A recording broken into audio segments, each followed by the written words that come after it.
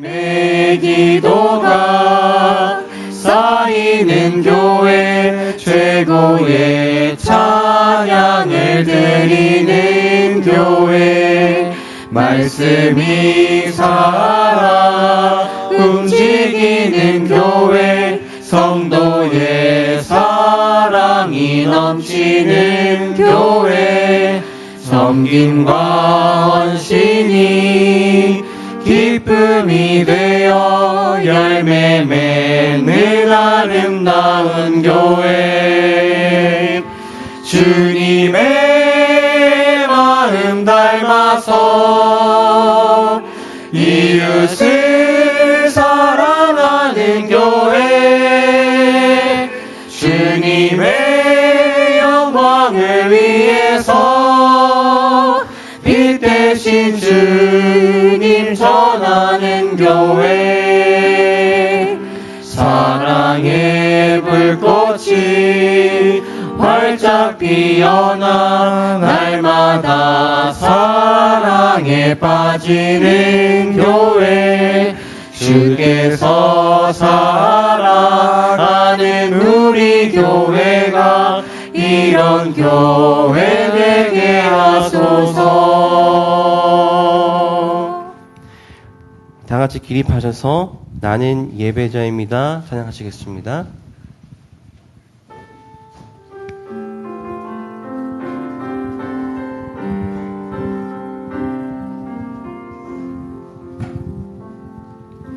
나는 하나님을 예배하는 예배자입니다.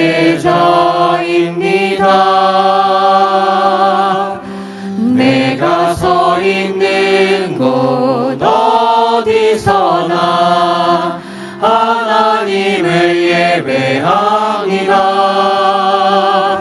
내 영혼 거룩한 은혜를 향하여 내 마음 완전한 하나님 향하여 이곳에서 바로 이 시간 하나님을 예배합니다.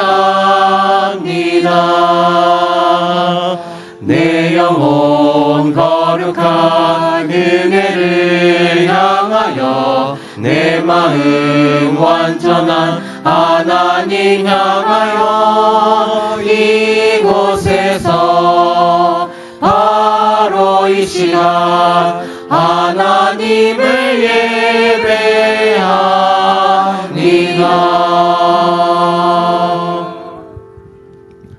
오늘의 초청 말씀입니다. 요한복음 21장 12절로 13절 말씀.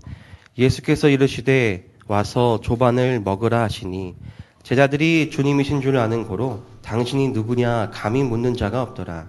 예수께서 가셔서 떡을 가져다가 그들에게 주시고 생선도 그와 같이 하시니라. 아멘. 여러분 모두를 예배로 초청합니다. 새벽별의 노래 따라 힘찬 찬송 부르니 주의 사랑 주의 되어 한맘 되게 하신다. 노래하며 행진하여 싸움에서 이기고 승전가를 높이 불러 주께 영광 돌리세. 사랑과 은혜가 충만하신 하늘에 계신 아버지 하나님, 오늘도 저희를 거룩한 안식일에 창조의 기념일을 지킬 수 있도록 인도하시니 감사를 드립니다. 비가 내리는 이날 땅을 적시고 새 생명을 키우듯 저희의 메마른 마음에도 성령의 단비를 내려주시옵소서. 저희의 삶 속에서 지친 부분을 회복시키시고 걱정과 근심 대신 주님의 평안으로 채워주시옵소서.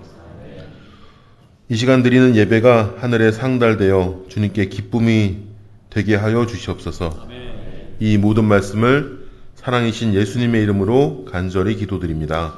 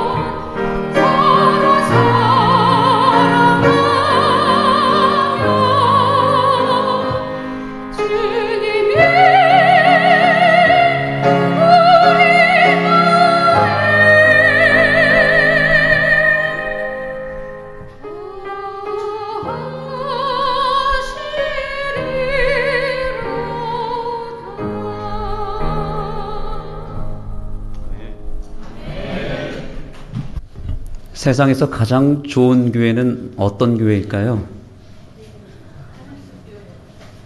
하늘숲 교회라고요? 하늘숲 교회가 전국에 여러 교회가 있습니다. 세상에서 가장 좋은 교회는 어느 하늘숲 교회인가요? 먼저 하늘숲 교회가 맞습니까? 아멘이십니까? 저는 오늘 우리 교회가 왜 이 세상에서 가장 좋은 교회인지를 증거하도록 하겠습니다. 원주 하늘숲 교회는 어떤 교회인가요? 1번, 세상에는 4종류의 교회가 있습니다. 첫 번째, 없어졌으면 좋은 교회. 이런 교회가 있습니까? 저 교회는 없어졌으면 참 좋겠다. 그런 교회가 있습니다. 네. 두 번째, 있으나 없으나 아무 상관이 없는 교회도 있습니다. 있는 듯 없는 듯 이런 교회. 있어도 그만, 없어도 그만인 교회. 세 번째, 있으면 좋은 교회가 있습니다. 있으면 참 좋은 교회. 그래도 사람들에게 호감을 줄 수 있는 교회. 이런 교회 참 좋죠, 그렇죠? 네 번째 교회입니다. 없으면 절대로 안 되는 교회가 있습니다. 이 교회는 만약에 이사를 간다 그러면 주민들이 찾아와서 뜯어 말리는 겁니다. 절대로 이사하시면 안 됩니다. 이사를 하신다면 우리가 이사 가겠습니다. 이렇게 할 정도의 교회. 자, 하늘숲 교회는 1, 2, 3, 4번 중에서 몇 번에 해당하는 교회 같습니까? 4번이 되도록 노력해야 되나요? 아니면 4번이 이미 되었습니까?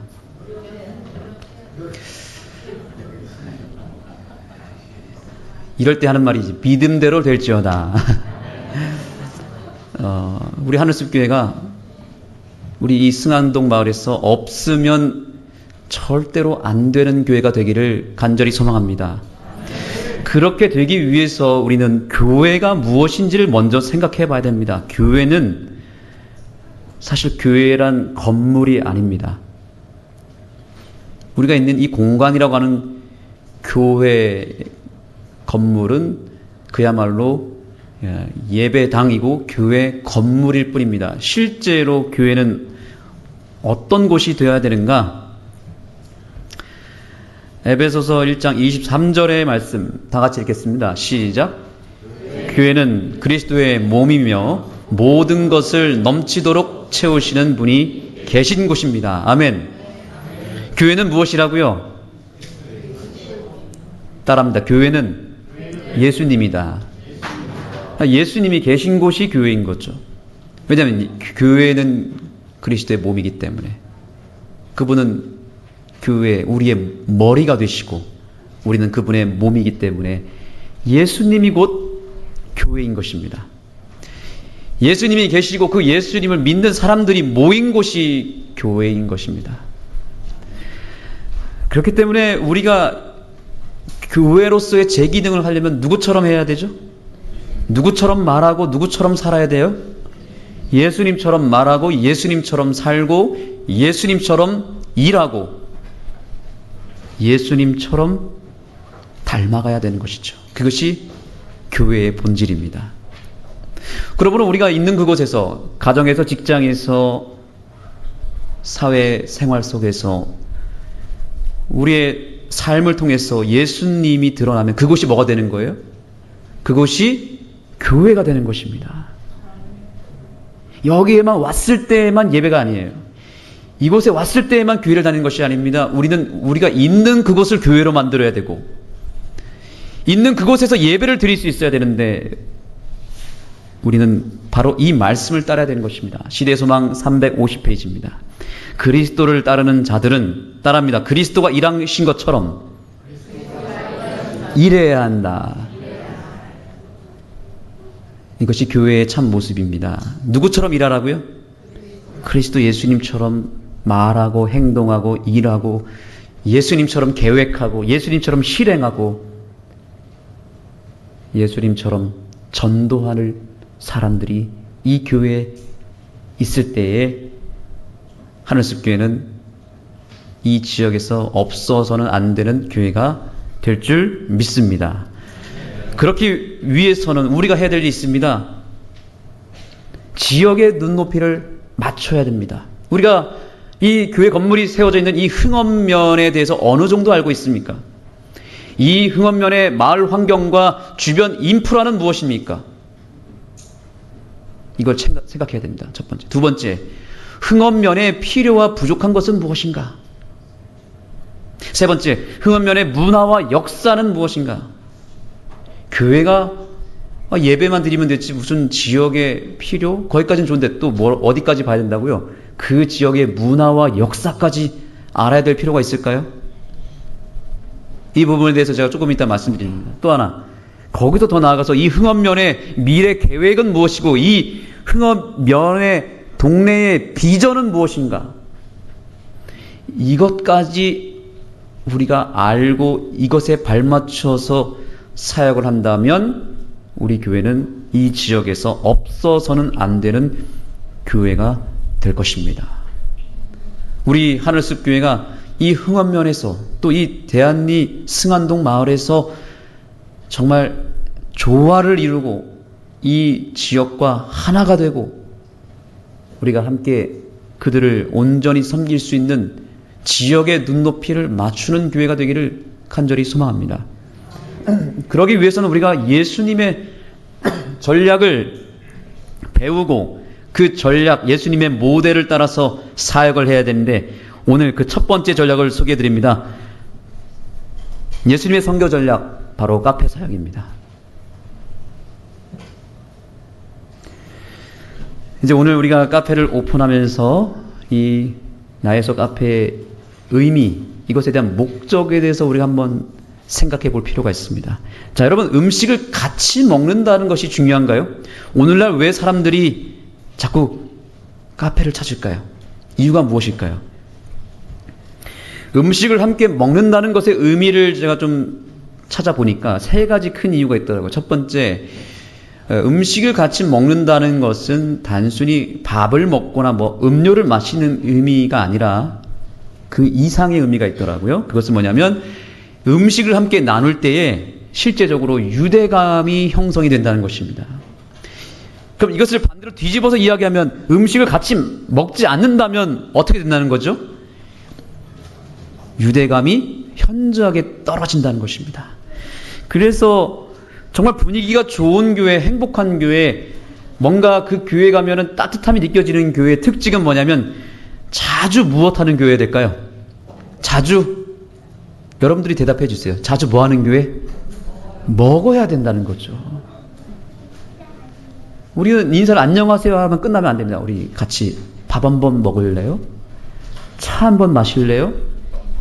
이게 세상에서도 서로 통용되는 인사법이지 않습니까? 그런데 그냥 교회에 오세요. 이건 인사가 아니라 이건 거의 반강제적으로 교회에 끌어오겠다는 건데 이 전략은 이제 통하지가 않습니다. 그런데 뭐가 통하냐면 우리 같이 식사 한번 하지 않겠습니까? 밥 사준다는데 안 오시는 분 있습니까? 차를 대접하겠다는데 웬만하면 응하지 않습니까? 그래서 우리가 음식을 자주 나눠야 됩니다. 그래서 우리 하늘숲 교회가 2층은 지금 이제 카페가 형성이 되었지만 먼 훗날 이제 1층 식당도 우리가 활용을 해서 건강 푸드를 나눌 수 있는 우리 지역 주민을 비롯해서 우리의 식구들과 우리의 친구들을 초청해서 우리 교회의 자랑이요, 우리 교회의 정체성인 이 사람을 힐링시키고 치유시키는 이런 음식들을 나눌 수 있는 그런 건강 식당이 된다면 얼마나 좋겠습니까? 그렇죠? 두 번째, 스트레스 감소가 된대요. 실제로 이 포도당이 들어가고 또 음식이 들어가면서 실제적으로 몸이 굉장히 푸근해진다고 합니다. 그리고 거기서 엔돌핀이 나오는 거죠. 옥시토신이 나온다는 것입니다. 아이가 어머니의 젖을 먹을 때 옥시토신이 나온다고 하지 않습니까? 그런 어떤 마음의 변화가 생긴다는 거죠. 세 번째는 뭐예요? 자기 표현과 공감 능력을 향상시키는 소통의 창구가 된다는 것입니다. 이 음식을 나눈다는 것에 저는 어떤 경험적인 추억이 하나 있습니다. 제가 중학교 1학년 때 부모님과 처음 떨어지게 되었습니다. 키도 짜리몽땅했고요. 누가 봐도 중학생이 아닌 거의 초등학교 한 4, 5학년 정도 되는 그렇게 보이는 아주 왜소한 몸을 가지고 이렇게 성장을 했던 초등학교 6학년 시절에 이제 삼육학교를 부모님이 보내셔서 기숙사라고 하는 곳에 들어가게 됐습니다. 갔더니 고등학교 형들이 이렇게 한 50명이 이렇게 있고 중학생들이 이렇게 있는데 방 배정을 어떻게 했냐면 각 방에 그 조그만한 방에 4명이 사는 거예요. 방장 형이 있어요. 고3 형이 있습니다. 고3. 군대로 치면 병장이에요. 병장. 고3 형들은 형이라 부르지 않고 형님이라고 부르라고 하더라고요. 형님. 고3 형님, 누구누구 형님이라 부를 정도로 거의 눈도 마주칠 수 없는, 번접할 수 없는 대선배였죠. 고3, 그리고 그 밑에 이제 군대로 치면 상병의 역할을 하는 고2 혹은 고1 형들이 있습니다. 그리고 이제 중학생 이제 한 2명 들어가요. 중3 혹은 이제 중1 이렇게 막내가 꼭 들어갑니다. 제가 막내로 들어간 거예요. 수염 나고 등치리 큰 형들과 조그만한 제가 이제 같이 그곳에서 살아야 되는데 얼마나 무서운지. 형들한테 이제 눈도 내려 깔면서 이렇게 복도에서 지나다면 인사하고 방에 들어가서 청소하고 이렇게 기숙사 생활이 처음엔 너무 긴장되고 무서워서 한 2주 동안은 울면서 잤던 것 같아요. 내가 괜히 삼육학교에 온다 그래가지고 이 고생이 뭐냐고 이렇게 하면서 이불을 뒤집어 쓰고 이제 2층 침대에 올라가서 형들 몰래 울면서 자는 겁니다. 이제 중학교 1학년 기숙사 입학을 하고 나서 형들이 이제 한 2달 정도 이제 적응 기간을 줍니다. 건들지를 않습니다.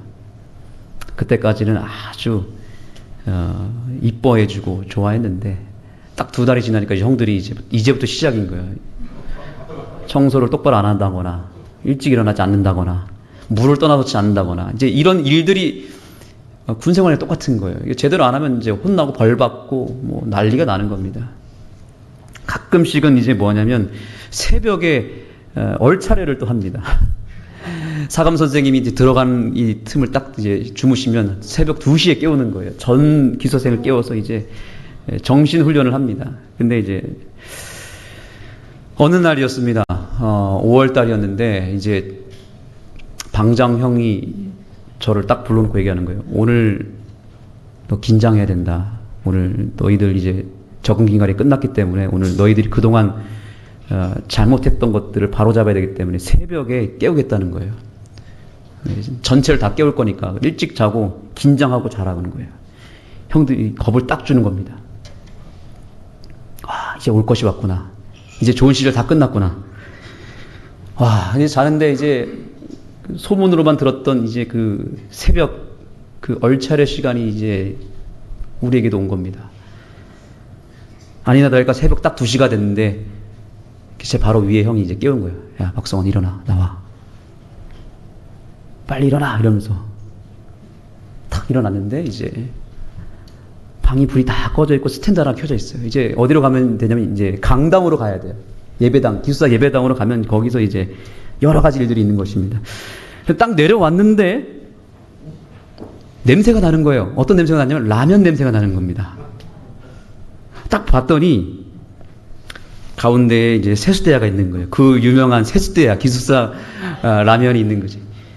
이 형들이 라면을 한 15개를 다 까놔가지고 라면을 끓이고 있는 겁니다. 새벽 2시. 근데 알고 봤더니 이날이 제 생일이었어요. 근데 깜짝 파티를 해주려고 겁을 준 거예요. 너 새벽에 조심해. 너 빨리 자. 벌 받을 거야. 이날이 그날이야. 이제 이렇게 해놓고서는 저는 생일인지 까맣게 잊어버린 거죠. 딱 있는데 형들이 생일 파티를 불러주는 거예요. 그리고 이 형들이 용돈을 모았던 그 얼마 있지도 않은 용돈을 모아가지고 저한테 선물을 공책이랑 이렇게 필기도구를 딱 주면서 저를 위해서 기도를 해주는 축복 기도를 방장형 해주는 겁니다. 지금 생각해도 너무 소름 돋을 만큼 감동이에요. 왜냐하면 그 기숙사 생활이 너무 제가 처음에 힘들었고 빨리 집에 가고 싶고, 삼류학교 뭐고 나는 그냥 집에 가겠다 이런 생각이 들었는데, 형들이 제 인생 최고의 생일 파티를 해준 것입니다. 라면을 다 끓여놓고 먹는데, 그날의 맛을 잊을 수가 없고, 그날 흘렸던 눈물을 잊을 수가 없는 것입니다. 그래서 이 기숙사 생활을 제가 6년 동안 버텼던 이유는 뭐냐면, 그 안에서 서로 먹고 나누면서 나눴던 사랑. 저에게 있어서 라면은 그래서 사랑입니다. 라면은 사랑이고, 라면은 제 인생에 굉장히 비중을 많이 차지하는, 그냥 음식이 아닌 거죠. 뭘 나눈 거예요, 그때? 사랑을 나누고 추억을 나누는 것입니다. 이 기숙사에 전통이 있었어요. 그래서 고3 형이 이제 딱 수능을 마쳐 졸업하면 이제 졸업 전날 또 와요. 방학 내내 이제 알바를 하는 거예요. 알바를 해서 뭘 하냐면, 졸업 전날 와가지고 자기 방원들과 1년 동안 지냈던 방원들을 데리고 이제 닭갈비도 먹으러 가고, 뭐 1년 동안 딱 한 번 먹을 수 있는, 나가서 정말 맛있는 걸 먹을 수 있는, 이 형들이 힘겹게 알바를 해서 뭘 버는 거예요? 동생들 먹이려고 돈을 버는 것입니다. 방학 동안에. 그리고 졸업을 하고 가는 거예요. 이렇게 음식이라고 하는 것은 서로의 끈끈한 정을 나누고, 그것을 통해서 서로 가까워지고 잊을 수 없는 추억을 만들어지는 그런 엄청난 아름다운 추억을 가져다주는 힘이 있는 것입니다. 예수님께서는 그래서 단순히 말씀만을 증거한 것이 아니라 그분의 사역에는 항상 음식이 있었습니다. 음식을 나누면서 그분의 사랑을 증거하면서 잊을 수 없는 추억을 제자들과 사람들에게 나눠줬던 것입니다. 그래서 최초의 카페 사역자, 창시자가 누구냐면 바로 예수님이십니다. 예수님이 성경의 기록에 보면 브런치 카페를 하셨어요. 오늘의 본문이죠. 요한복음 21장 12절, 와서 무엇을 먹으라고요? 조반을 먹으라. 최초의 불멍을 이 땅에 전수하신 분입니다. 숯을 피워놓고 거기에 물고기를 얹어놓고 이 제자들, 이 해변가에 나간 제자들이 올 때까지 음식을 만든 거예요. 브런치를 만든 것입니다. 여러분, 이때가 언제냐면 예수님께서 부활하신 다음이에요. 부활을 하셨기 때문에 더 이상 이제 예수님은 육신으로나 영적으로나 이제 완벽함을 갖추셨습니다. 그 전까지는 육신의 연약함을 갖고 있었어요. 우리가 똑같은 육신의 모습을 오셨기 때문에 예수님께서는 우리의 죄를 담당하기 위하여 신이셨지만 인간의 몸으로 오셨어요. 그러나 이제 부활하신 다음에는 완전히 원래대로 돌아가셨어요. 그런데 그 예수님이 지금 뭘 구워주시는 거예요? 그분이 드시지도 않는 생선을 구워주신 것입니다. 전 이 부분이 너무 감동이 되는 거예요. 마치 제가 그 기숙사 힘든 생활 속에서 형들이 끓여줬던 그 라면이 떠오르는 것입니다. 와서 조반을 먹어라. 이것이 음식의 힘입니다. 뿐만 아닙니다. 예수님은 누구들과 같이 식사를 했냐면 세리들과 식사를 했습니다. 세리들은 그 당시에 죄인 취급 받았을 뿐만 아니라 그 누구도 세리들은 구원을 받을 수 없다라고 생각을 했습니다. 그런데 예수님이 누구와 식사를 했다고요? 세리들과 식사를 했다는 것이죠. 아무도 찾아주지 않는 사람들을 초청하고 또 찾아가서 뭘 나누셨다? 차를 마셨다는 거죠. 예수님은 그야말로 찾아가는 이동식 브런치 카페셨습니다.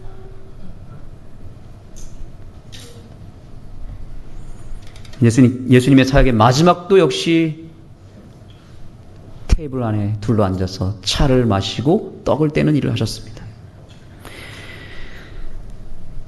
그 다음날 제자들이 배신을 하고 다 도망갈 것을 아셨지만 예수님은 오히려 그들을 불러서 그들의 배를 채워주셨습니다. 여기에는 용서의 의미가 있었습니다. 지난주 교과에 여러분들이 읽으셨는지 모르겠지만 이 부분이 있습니다. 자, 제가 읽겠습니다. 함께 식사한다는 것은 귀한 경험이자 큰 영광이며 특권이었다. 그 자리에서 우정의 유대감이 형성되었고, 그 다음에 뭐예요? 용서가 베풀어졌다. 함께 식사하는 것은 서로를 지지하고 위기와 문제가 있을 때 함께 한다는 것을 의미한다. 이것이 성경적 식사의 의미예요. 예수님이 식사를 하셨다는 것은 그냥 식사만 했다는 것이 아니라 뭐가 들어갔다는 얘기예요? 용서가 들어갔다는 얘기입니다. 제자들이 십자가에 예수님 달리셨을 때 다 배신하고 도망가고, 심지어 유다는 예수님을 팔아 넘기는 것을 예수님은 아셨지만 그들이 배신하기도 전에 식사를 베푸셔서 그들에게 나는 이미 너희를 용서했다라고 선포하셨던 것입니다.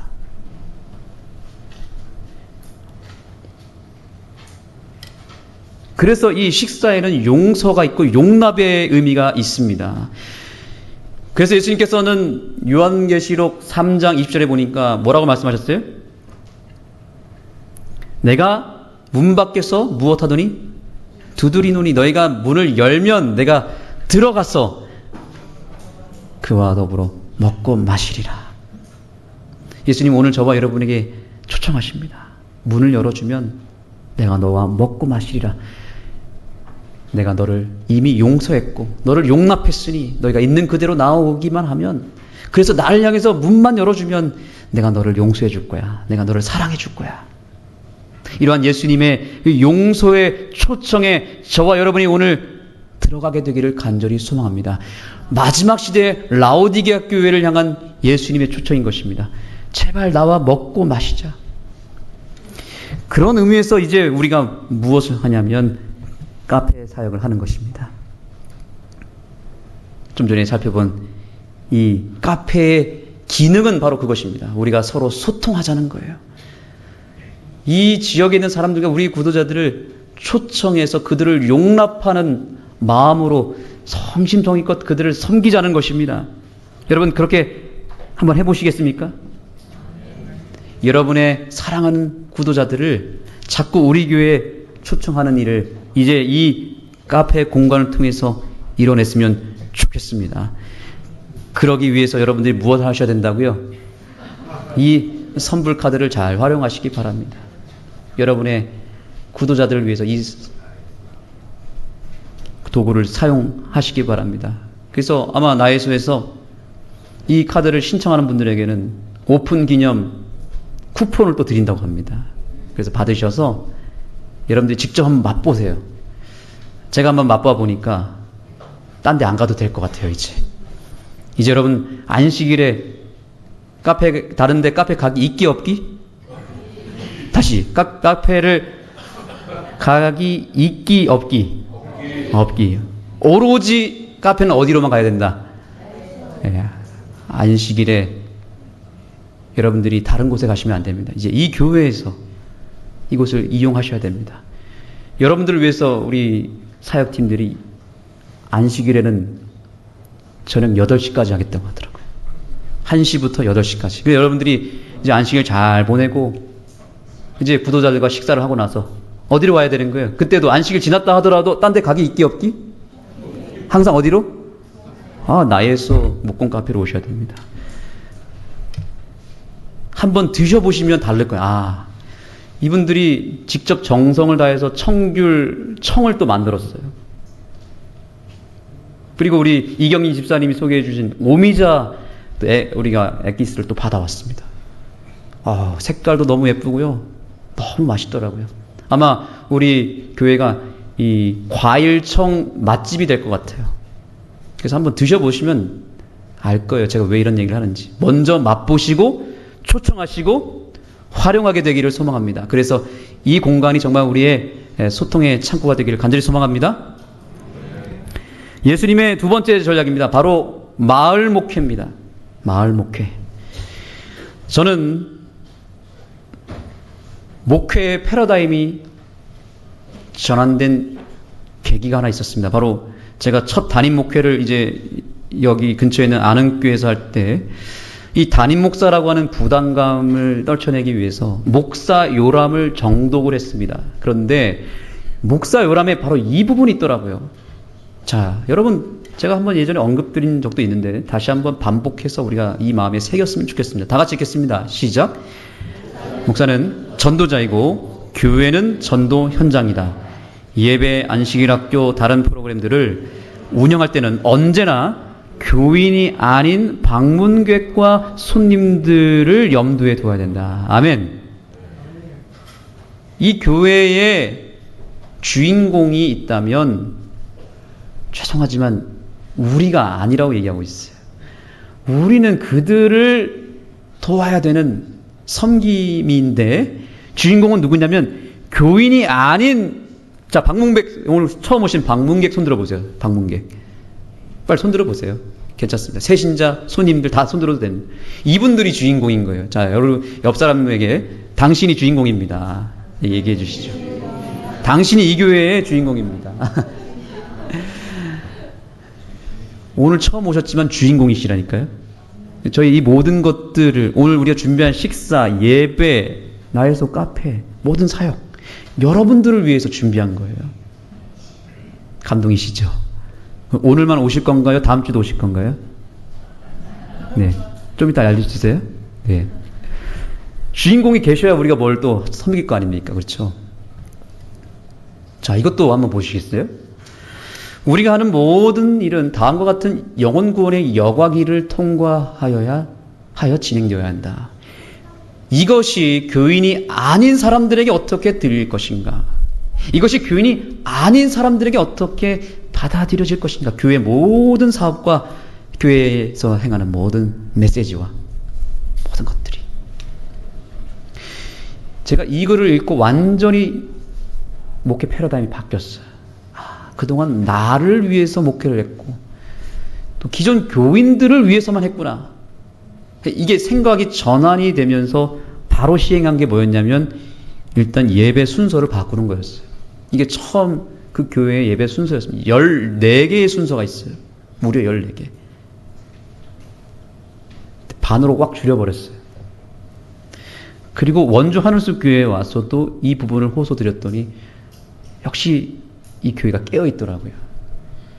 이게 별거 아닌 것처럼 보이시지만 여러분, 제가 살펴보니까 부흥하는 교회를 찾아보니까 예배가 굉장히 간소하고 단순하고요. 순서가. 그럼 어디에 포커스를 맞춰주냐면 찬양과 말씀에 포커스를 맞춰줬어요. 제가 여기 교회에 와서도 몇 분들에게 들었습니다. 목사님, 이 교회 예배가 너무 편안하고 너무 감동적이에요. 그게 목사의 설교가 감동적이라서가 아니라 뭐만 바꿨는데요. 순서만 조금 바꿨더니 누구를 위해서, 누구에게 맞췄어요? 새신자에게. 이것이 굉장히 중요한 것입니다. 우리 교회에서 행하는 모든 그런 사역의 모든 것들이 처음 오시는 분들에게 맞춰져 있는 것이 굉장히 중요합니다.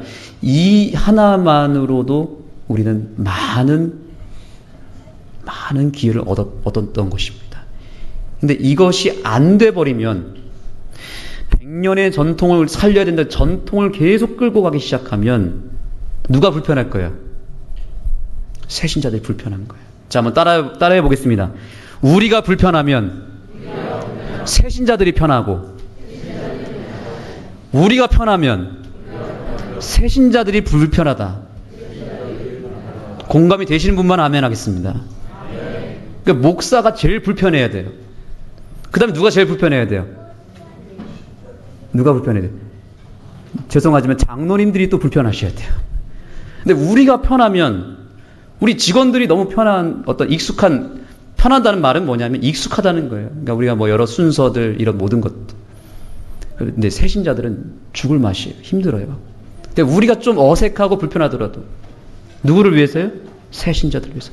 여러분, 저 카페라는 공간이 불편하신 분도 이 자리에 있을 수도 있습니다. 그걸 제가 뭐라 하지 않습니다. 비판하지 않을 것입니다. 저도 살짝 불편한 게 없지 않아 있어요. 저게 있음으로 해서 저도 더 일이 많아지고 귀찮아져요. 불편해집니다. 그리고 카페라는 용어 자체가, 거기서 어떤 메뉴판을 보시면 또 불편하신 분이 있을 거예요. 뭐야 이게 교회에서, 이게 안식일교회에서. 근데 불편하다는 말은 누가 편하다는 얘기라고요? 여기 지역 주민들은 굉장히 편할 것입니다. 그걸 확신하시면 좋겠습니다. 그러니까 불편하더라도 감수해 하셨으면 좋겠습니다. 이거 불편해서 나 교회를 떠나겠다. 손 한번 들어보겠습니다. 난 이것 때문에 안 되겠다. 아무도 없죠?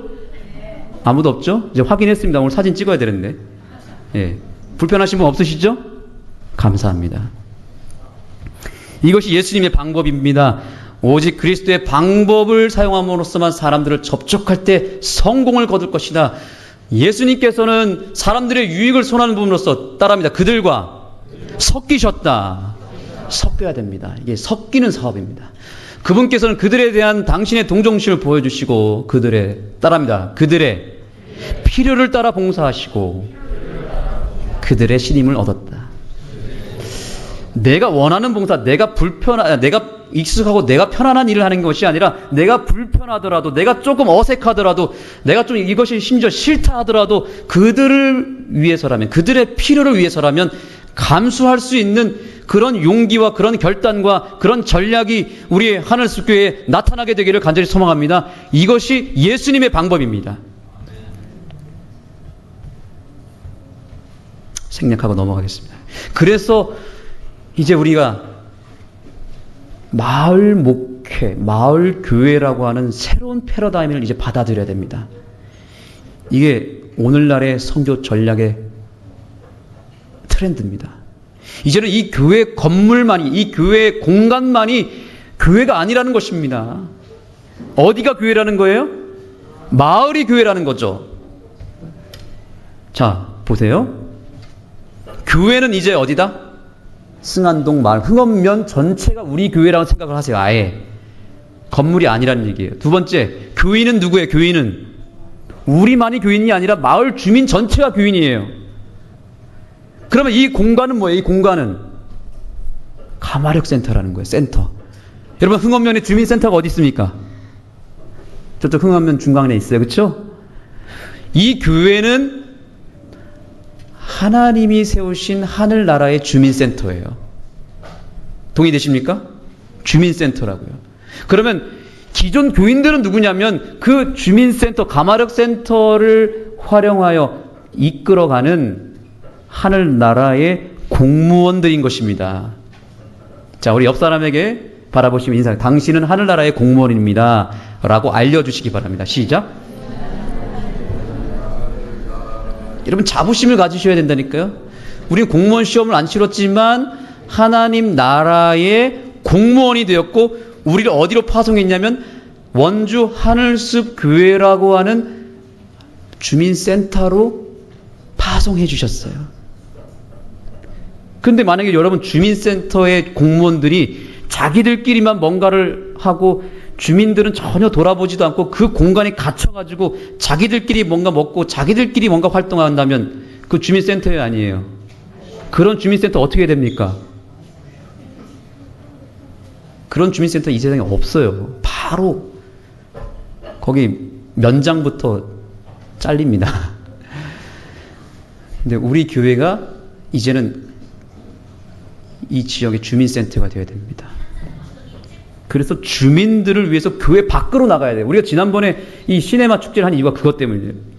교회 밖에서도 할 수 있어요. 교회 안에서만 복음을 전하는 게 아니라 이렇게 주민들을 초청해서 이곳이 아니라 어디 있어요? 세상 속에서 복음을 가르치는 거예요. 복음을 전하는 거예요. 그리고 제가 이제 이곳에 아까 말씀드렸죠. 이 지역의 역사와 문화와 지리적 어떤 환경을 고려해야 된다는 게 뭐냐면 이곳에 뭐가 있는 줄 아세요, 여러분? 박경림 뮤지엄이라는 게 있습니다. 여기도 우리 교회예요. 맞습니까? 맞아요, 틀려요? 교회라니까요, 여러분. 숟가락만 얹으면 돼요. 숟가락만 얹으면 된다. 황정민 씨가 수상소감 그렇게 했잖아요. 나는 아무것도 한 게 없고 뭐만 했다. 감독들과 스태프들이 올려놓은 식탁 위에 내가 숟가락만 얹었다. 그게 우리 교회 전략이 되어야 되는 거예요. 왜 우리가 막 여기서 애쓰고 하는 것도 좋지만 이미 박경림 뮤지엄 우리 교회를 위해서 만들어줬잖아요. 활용하자고요. 숟가락만 올리면 되잖아요. 그래서 한번 전략을 세워봤습니다. 박경리에서 한강까지 문학 테마 여행. 여러분, 놀랍게도 흥업에 박경림 뮤지엄이 있고 그 맞은편에 연세대 캠퍼스가 있는데 거기에는 연세대 출신 두 우리나라에 걸출한 문학인이 있습니다. 윤동주 시인이 연세대 출신이고 최근에 노벨 문학상을 탄 한강이 그 학교 출신이에요. 그러면 박경리 뮤지엄에서 출발해서 뮤지엄을 구경하고 연세대 캠퍼스로 가서 가을에 뭐예요? 은행나무길을 걸으면서 윤동주 한강 시인이 있는 그 비석으로 가는 거예요. 가서 글을 같이 읽는 겁니다. 그리고 다시 이제 어디로 오는 거예요? 하늘숲 교회로 와서 글쓰기 프로그램을 하는 것입니다. 여러분 어떻습니까? 저만 좋은 것 같습니다. 여러분을 초청합니다. 이번 가을은 박경리에서 어디까지? 한강을 거쳐서 하늘숲까지 오셔서 글쓰기를 하고 그 쓴 글을 우리가 각인기로 잘 만들어서 예쁜 나무 액자를 만들어 드릴 거예요. 이게 제 꿈입니다. 저는 이 꿈을 오늘 선포했기 때문에 반드시 하나님께서 이뤄 주실 것을 믿습니다. 이것이 마을 목회의 특권인 것입니다. 제가 지난주에 동작중앙교회를 갔습니다. 검색을 해봤더니 거기에는 또 거기에 효사길이라고 있어요. 그래서 우리가 효 프로그램을 한번 해보시라고. 자, 이게 왜 중요하냐면 이런 모든 사역은 여러분 박경리에서 한강까지 이거 누구만 할 수 있는 줄 아세요? 하늘숲 교회가 아니면 아무도 할 수 없습니다. 왜? 우리가 이 지역에 있기 때문에. 그리고 우리가 이런 가치를 깨달았다면 우리가 이것을 한다면 이것은 우리 하늘숲 교회만의 이 지구상의 그 어떤 교회, 어떤 단체도 할 수 없는 우리만의 사역이기 때문에 그리고 이 지역에 완전히 녹아들어간 사역이기 때문에 지역 주민들이 반응할까요? 안 할까요? 저는 할 거라고 봅니다. 이게 마을 목회이고 이것이 예수님의 방법이에요. 내 기준으로 가는 것이 아니라 그들의 눈높이에 맞춰서 그 상황에 맞춰서 하는 것이죠.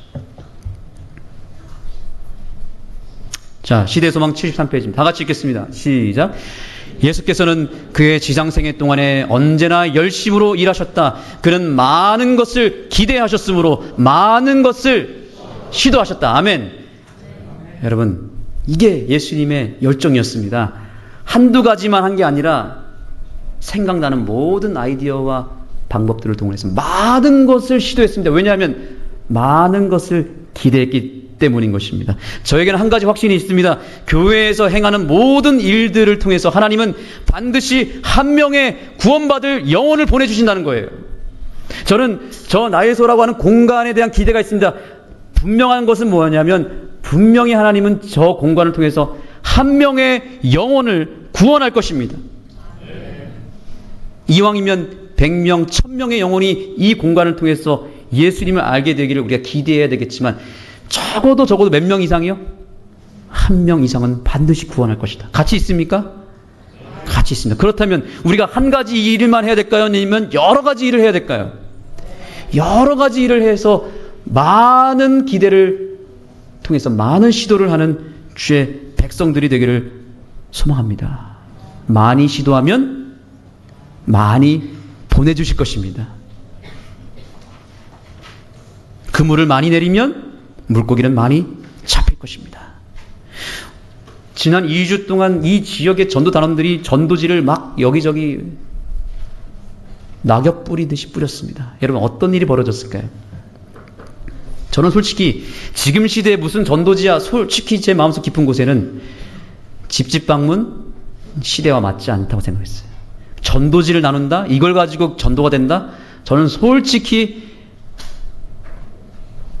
이게 의미가 없을 수도 있다는 생각을 했어요. 근데 저의 그 패러다임을 완전히 깨트리는 2주였습니다.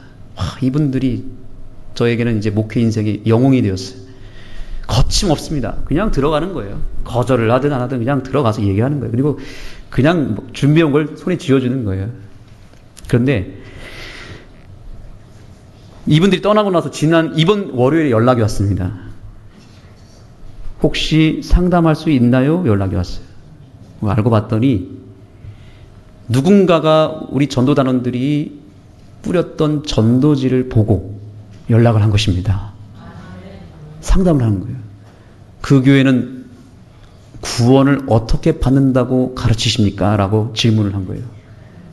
저랑 통화를 하면서 한 1시간 이상 통화를 했어요. 이분이 교회를 오랫동안 떠났다가 전도지를 받고 한 번 다녀보겠다고 생각하고 있는 것 같아요. 조만간에 교회를 한번 오겠다 그러셨어요.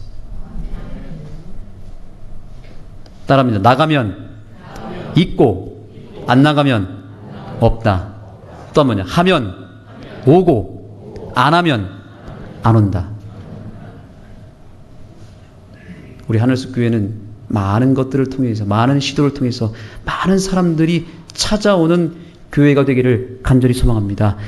그래서 이 나의소라고 하는 카페를 통해서 우리가 앞으로 뭘 하려고 하냐면, 차도 마시고 지금 기존에 했던 목공, 이 소품을 가지고 하는 예쁜 소품을 만드는 것도 할 것이고요. 우리 최준 장로님과 전성현 지사님이 지금 또 뭘 준비하고 있냐면, 이제 조금 범위를 넓혀서 우리 남자 성도님들과 함께 더불어서 책상도 만들어보고 강아지 집도 만들어보고, 이게 목공, 그야말로 가구, 목공을 한번 제작해보는 그런 프로그램도 한번 고민하고 지금 준비하고 계십니다. 함께 협력해 주시기 바랍니다. 또 우리만의 시그니처가 또 있잖아요. 숲사역.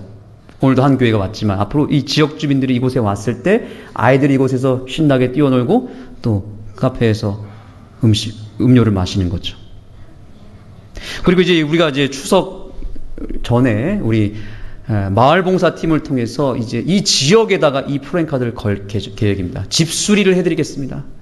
방충망도 달아드리고, 현관문이 뜯어졌으면 용접도 해드리고, 또 여러 가지 청소도 해드리고, 반찬 봉사도 하는 그런 계획들을 하고 있습니다. 또 우리 염경민 청년을 통해서 뭐 하는 거예요?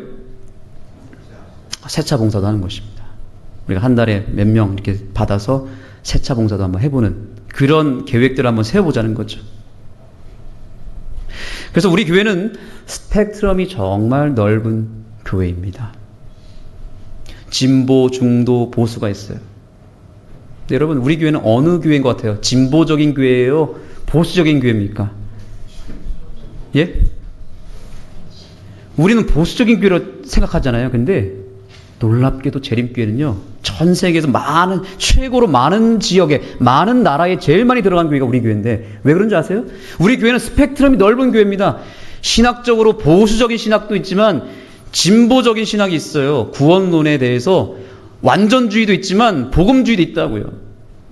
중도도 있고요. 근데 미국 같은 경우에는, 다른 나라는 이걸 다 인정해줘요, 다, 서로. 그래서 어떤 교회는, 미국 같은 교회는 철저하게 우리 교회, 지금 현재 우리 교회보다 훨씬 더 보수적인 교회가 있고요. 훨씬 더 진보적인 교회가 있어요. 거기 교회는 막 커피도 마시고요. 교인들끼리 같이 골프도 치러 다니고, 어떤 교회는 경건해야 돼요. 복장부터 완전 까만 복장 입고 줄 맞춰서 앉습니다. 예배 드릴 때. 보수적인 교회. 그런데 서로 정죄하지 않아요. 같이 공존합니다. 저는 우리 하늘숲 교회가 정말 스펙트럼이 많은 교회, 넓은 교회가 되었으면 좋겠습니다. 이것저것 막 내 기준대로 재서 너는 틀렸어, 나는 맞아. 저 사람 좌파야. 저 사람 우파야. 이렇게 하지 말고. 여러분, 오늘날 우리 한국 나라의 이 정치 구도를 보면 결국에는 중도의 사람들을, 그들의 표를 받아야만 정권을 잡는다고 하지 않습니까? 이제는 중도를 잡지 않으면 살아남을 수가 없습니다. 치우쳐져 있으면요, 진보도 보수도 다 환영받지 못합니다. 교회도 마찬가지예요. 치우치면 안 돼요. 너무 보수적이면 안 됩니다. 젊은 사람들 다 떠납니다. 너무 진보적이면요, 교회가 타락합니다. 어떻게 해야 됩니까? 균형을 맞춰서 이 교회 안에 보수도 있고 중도도 있고 진보도 있는, 함께 공존할 수 있는 교회, 스펙트럼이 좀 넓은 교회, 하늘숲 교회가 되기를 간절히 소망합니다. 그래서 오늘 우리가 함께 마지막으로 읽어야 될 말씀, 고린도전서 9장 19절 23절입니다. 제가 읽겠습니다. 내가 모든 사람에게서 자유로우나 스스로 모든 사람에게 종이 된 것은 더 많은 사람을 얻고자 함이라. 유대인에게 내가 유대인과 같이 된 것은 유대인들을 얻고자 함이요. 그 다음에 율법 아래에 있는 이방인들 같은 사람들에게는 내가 율법 아래에 있지 아니하나 율법 아래에 있는 것과 같이 된 것은 율법 아래에 있는 자들을 얻고자 함이요. 율법이 없는 자에게는 내가, 하나님께는 율법 없는 자가 아니요 도리어 그리스도 율법 아래에 있는 자이나, 율법 없는 자와 같이 된 것은 무엇하기 위해서요? 그 율법 없는 자를 얻기 위해서 내가 그들과 똑같이 되었다는 거예요. 놀라운 복음입니다. 계속 읽겠습니다. 약한 자들에게 내가 약한 자와 같이 된 것은 무엇을 얻고자 함이라? 그 약한 자를 얻고자 함이라. 내가 여러 사람에게 여러 모습으로 나타낸 것은 아무쪼록 몇 사람이라도 구원하고자 함이니 내가 복음을 위하여 모든 것을 행함은 복음에 참여하고자 함이라. 여러분, 이 말씀을 오늘 새기시기 바랍니다. 장로교인이 오든 불교 신자가 오든 카페를 좋아하는 사람이 오든 아닌 사람이 오든 건강 식사를 하는 사람이 오든 아무거나 다 먹는 사람이 오든 완전주의 사람이 오든 복음주의 사람이 오든 누가 오더라도 그들에게 맞춰줄 수 있는 그런 여유로운 마음이 우리 모두에게 있어서 정말 이 하늘숲 교회는 아무나 와도 되는 교회가 되었으면 좋겠습니다. 아무나 올 수 없는 교회가 아니라 아무나 왔지만 이곳에서 가르치는 예수라고 하는 그 유일한 가치를 확실하게 심어줄 수 있는 교회, 그런 하늘숲 교회가 되어서 앞으로 이 교회가 정말 건강하게 부흥할 수 있게 되기를 예수님의 이름으로 축복하며 오늘의 모든 말씀을 마치겠습니다. 우리 함께 각자 개인기도 잠시 하겠습니다. 여러분, 오늘 우리는 새로운 전환기를 맞이했습니다. 여러분, 이 교회를 위해서 기도하실 때 이 교회가 절대로 복음과 정체성에 의해서 흔들리지 않는 교회가 되게 기도하시고요. 그러나 그럼에도 불구하고 가지고 있는 가치는 확실하지만 그 선교하는 전략과 방법은 스펙트럼이 넓어서 다양한 것들을 할 수 있고 다양한 사람들을 이곳에 올 수 있게 할 수 있는 넓은 교회가 될 수 있도록 기도하시고, 더 나아가서 우리 자신이, 나 자신이 좀 그런 여유로운 유도리가 있는 교인이 될 수 있도록 내 자신을 위해서도 기도하시기 바랍니다.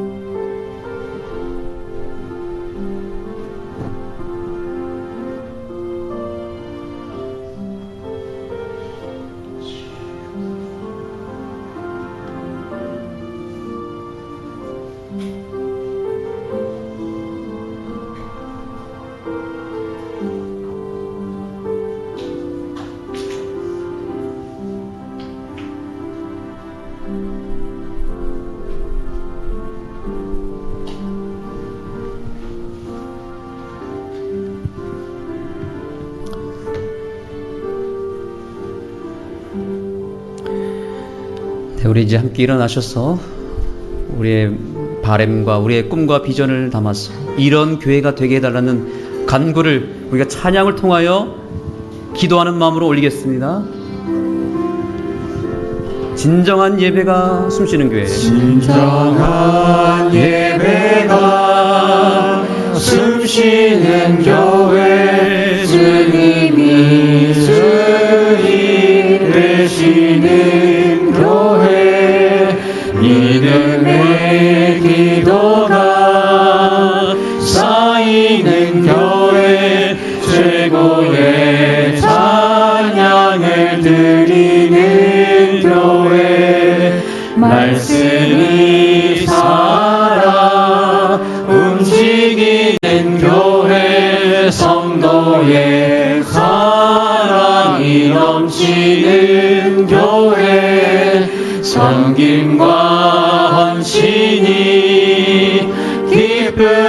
되어 열매 맺는 아름다운 교회 주님의 마음 닮아서 이웃을 사랑하는 교회 주님의 영광을 위해서 빛 대신 주님 전하는 교회 사랑의 불꽃이 활짝 피어나 날마다 사랑에 빠지는 교회 주께서 사랑하는 우리 교회가 이런 교회 되게 하소서. 주께서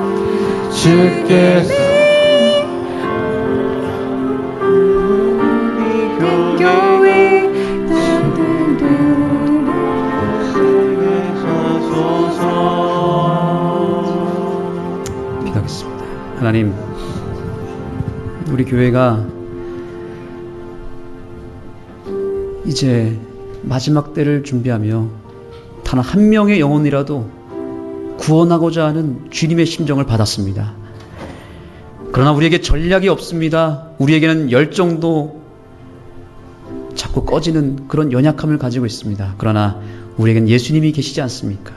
예수님 여전히 살아계시고 이 교회에 여전히 계시지 않습니까? 주님 한 번 더 이 교회를 도구 삼아서 주님께서 직접 일하시고 주님께서 전략을 만들어 주시고 주님께서 영혼들을 구원하여 주옵소서. 우리는 주님만 따라가겠습니다. 주님의 방법대로 하겠습니다. 주님의 이름을 부르겠습니다. 주님, 그리하여 하루속히 이 구속사업을 마치고 예수님 재림을 맞이할 수 있는 주의 백성들 되게 하여 주옵소서. 우리가 가진 진리가 확실하오니 이제 그 확신을 가지고 우리의 선교 전략도 확신을 가지고 나아갈 때 불안해하지 않게 하시고 두려워하지 않게 하옵소서. 그리하여 우리 교회가 하루속히 부흥하고 영혼들을 살리는 교회, 이 마을에서 절대로 없어서는 안 되는 교회가 되게 하여 주옵소서. 주님께 감사의 헌물을 드린 손길들을 주님 한 명 한 명 기억하여 주시고 그들의 이름을 하늘 기념책에 기록하여 주옵소서. 감사드리옵고 예수님의 이름으로 간절히 기도드립니다.